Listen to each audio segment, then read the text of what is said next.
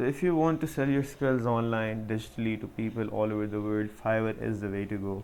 In this video I'll be telling you how to make a Fiverr account, Fiverr seller account, which is super easy. Just type in Fiverr in Google, open the first link. Now that you're on the Fiverr's landing page, click on this button, become a seller.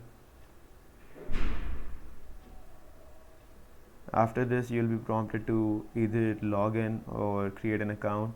Since I don't have an account, I'll be creating an account. Click on continue with Google button, or this is your choice. Select your email.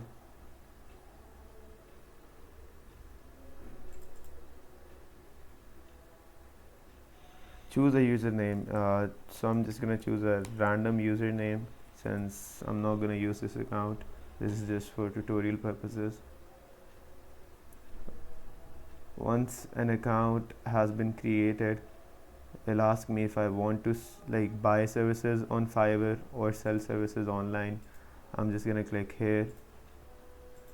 This is pretty easy, this whole process.